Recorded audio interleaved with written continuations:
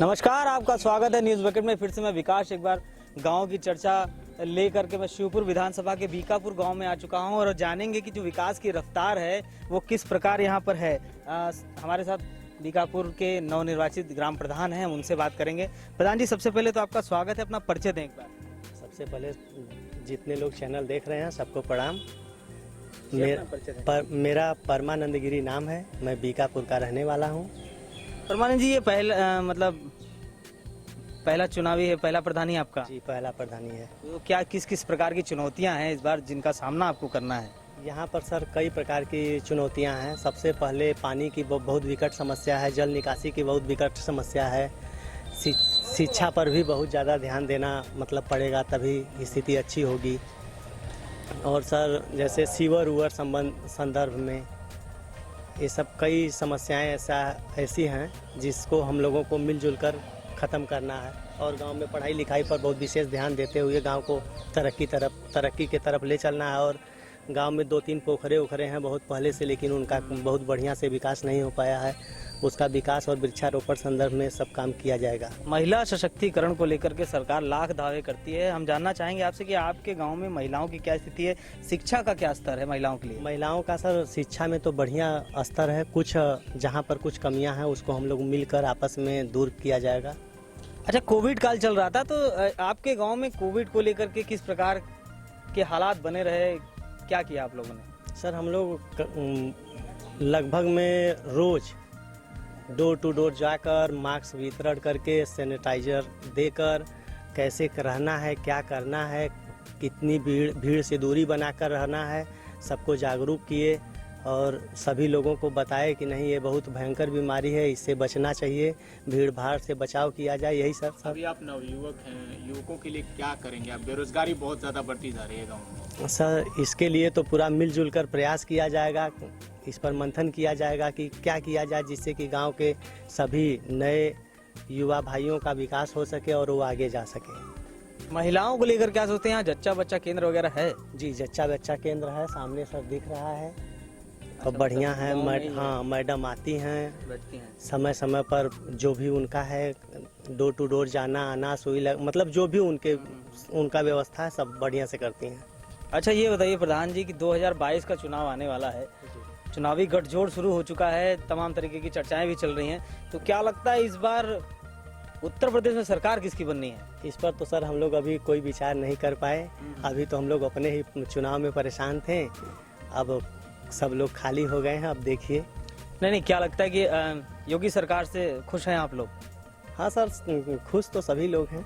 अच्छा जी। चुनावी चेहरा, अगला मुख्यमंत्री का चेहरा योगी आदित्यनाथ का ही होना चाहिए? सर अभी तो आपस में बैठा जाएगा, बात विचार किया जाएगा, जो सबका निर्णय होगा उसी तरीके से निर्णय लिया जाएगा। चुनावी चर्चा जो है वो तेज हो चुकी है और भी लोगों से जानेंगे कि आखिर उत्तर प्रदेश जो सबसे बड़ा प्रदेश है और उसमें इस प्रकार से किस प्रकार से मुख्यमंत्री का चेहरा लोग देखना चाह रहे हैं। दादा, सबसे पहले अपना नाम बताएं। बचाओ वर्मा। दादा, ये बताइए कि इस बार क्या लगता है कि मुख्यमंत्री का चेहरा कौन हो सकता है? अब तो समय आने पर बताएगी। अच्छा, योगी सरकार से खुश हैं? हाँ, सरकार योगी सरकार हाँ, सरकार से खुश है। इस बार अखिलेश भी अच्छे मौके में तलाश में है, क्या लगता है कि? अब तो देखिए सामने आने के बाद कौन ले जाएगा। बाकी है तो अच्छे, काम किए अच्छे। थोड़ा सा परेशानी ये चीज का डाल दिए कि गौशाला है जो छोड़ दिए, इसी से जनता जो है पागल हो गया है। बेरोजगारी को लेकर के विपक्ष लगातार सरकार को घेर रही है और कहीं न कहीं सरकार फेल भी दिखी इस बेरोजगार के मामले में, क्या कहना चाहेंगे आप? तो अब तो अभी तक तो रोजगार वैसा कोनो खास ना है। मान लो गरीबन के कोई दान देत हुआ, जीवन पालन होता। मानते हैं कि रोजगार के मुद्दे पर सरकार फेल है? हाँ, मानते हैं। मोदी सरकार से खुश हैं? मोदी सरकार से खुश है। तो लोगों का वास्तव में मानना है कि वास्तव में रोजगार के जो अवसर थे वो युवाओं को कम मिले। दादा, सबसे पहले अपना परिचय दें आप। मैं अदित कुमार दुबे ग्राम बीकापुर का निवासी हूं और संजोग से आप लोगों की सेवा मुझे प्राप्त हुई है और सब मिला करके मुझे बड़ा आनंद आ रहा है कि हमारे ग्राम सभा में ऐसे लोग भी पधारे हुए हैं, मैं इनका हार्दिक स्वागत करता हूं। दादा क्या लगता है इस बार किसकी सरकार? सरकार मेरे निगाह से पुनः आ जाएगी भाजपा जी। और वास्तव में भाजपा का कार्य बहुत सराहनीय है, और ये नहीं कि मैं ब्राह्मण हूँ इसलिए जो है मैं भाजपा वाली कर रहा हूँ। पूरी जनता जो है धीरे धीरे हमारे सरकार के पक्ष में है। दादा हम लोग इस बार जो चुनावी समीकरण है उसको तलाशने की कोशिश कर रहे हैं। मुख्यमंत्री का चेहरा ज्यादातर लोग जो है वो अखिलेश यादव के पक्ष में जा रहे हैं। कहीं ना कहीं सरकार बहुत से मुद्दों पर जो वादे जो दावे उन्होंने किए थे उसमें फेल नजर आ रही है। क्या कहना चाहेंगे आपकी सरकार वास्तव में फेल है? ऐसा है कि हमारी सरकार यानी भाजपा की सरकार ये फेल नहीं है। इसे जो कम बुद्धिजीवी वर्ग है, क्योंकि हर सुविधाएं तो उनको प्राप्त हो रही हैं, लेकिन जिसकी रोटी खाते हैं उसी थाली में मार देते हैं धक्का।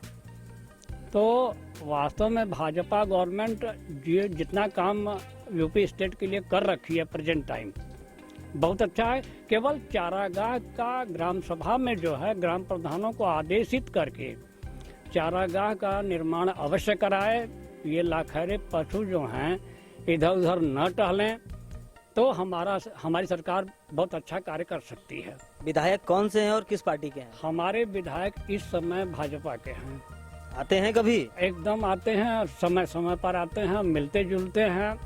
आप लोगों की समस्याएं जानते हैं? हाँ, एकदम जानते हैं। गौशाला की समस्या आप लोग डिस्कस नहीं करते उनसे? करते हैं, बेचारे वो मजबूर हैं कि ग्राम सभा हमारे अभी जो है अनिल राजभर है मंत्री।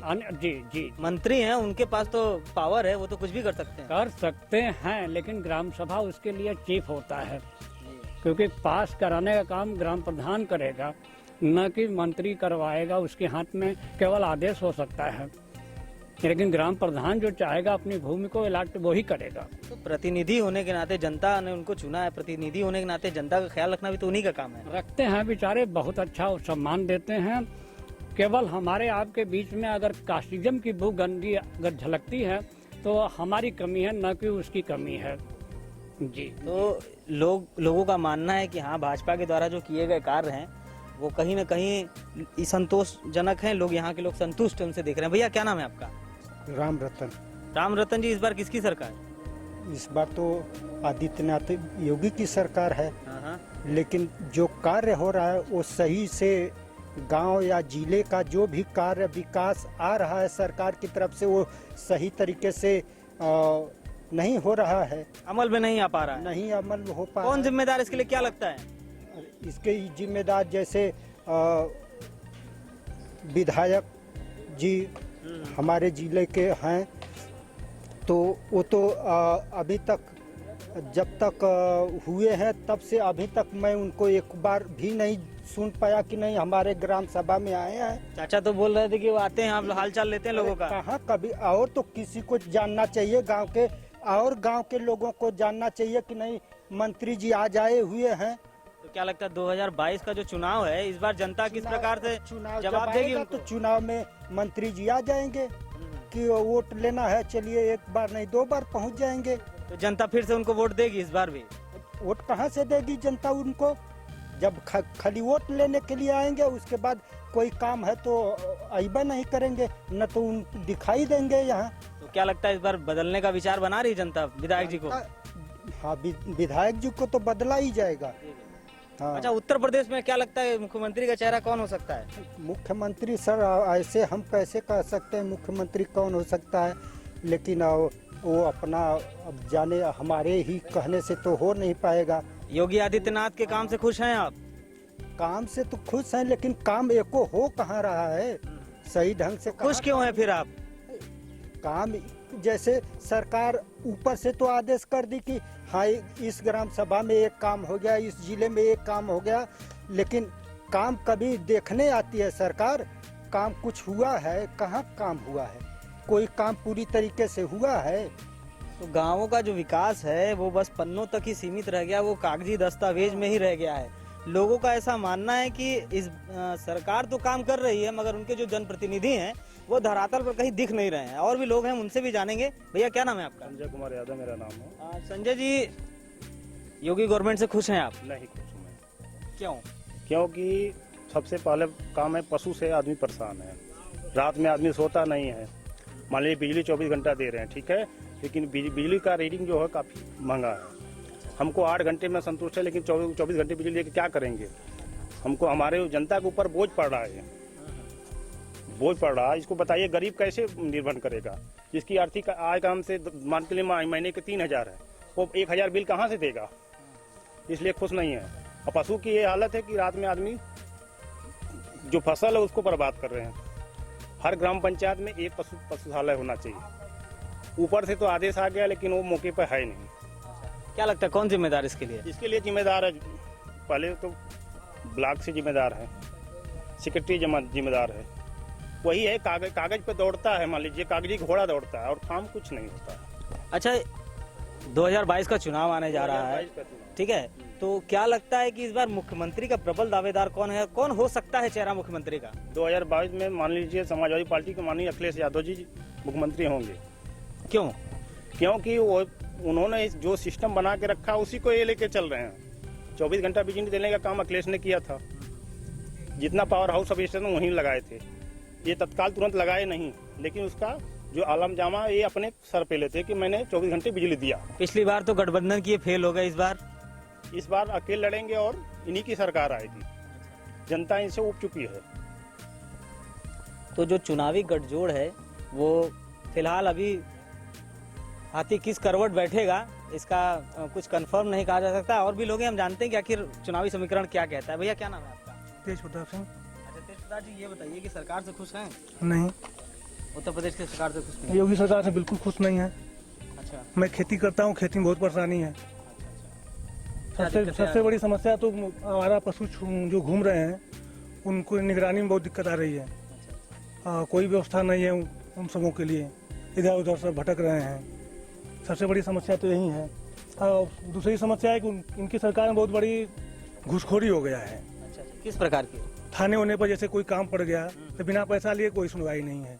तो विधायक जी आपके क्षेत्र के कभी शिकायत नहीं करते? विधायक जी को फोन करिए तो पीए उठाता है, कौन उठाता है, बाद में बात कर लेना, 2 घंटे बाद बात करना। तो इतना कहाँ ग्रामीण फोन करके बात करेगा? अच्छा, महामारी का इतना बुरा दौर देखा, पूरी दुनिया ने देखा एक तरीके से। यहाँ क्या पोजीशन रही और कितनी सुविधा मिली लोगों को?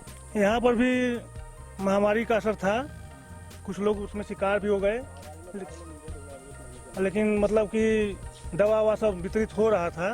ब्लॉक उलाक से भी आया दवा, लोग सतर्क थे, लेकिन जैसे तैसे लोग मतलब बीच बचाव कर रहे हैं।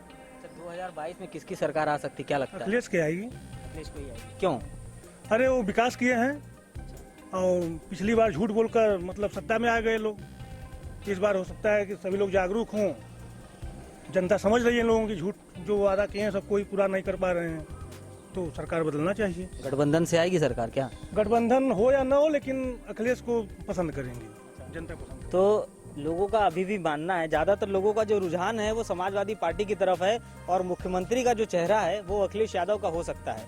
बने रहिए हमारे साथ, हम आपको आगे भी चुनावी समीकरण दिखाते रहेंगे। धन्यवाद। पेश है न्यूज बकेट हिंदी मासिक पत्रिका। पढ़ें इस महीने की पूरी खबर विस्तार से हमारे न्यूज बकेट की मैगजीन में। हमारी ई मैगजीन को मुफ्त में पढ़ने के लिए अभी लॉगिन करें www.newsbucket.in पर। इसके अलावा रोज की ताज़ा खबरों के लिए हमारे YouTube चैनल को तुरंत सब्सक्राइब करें।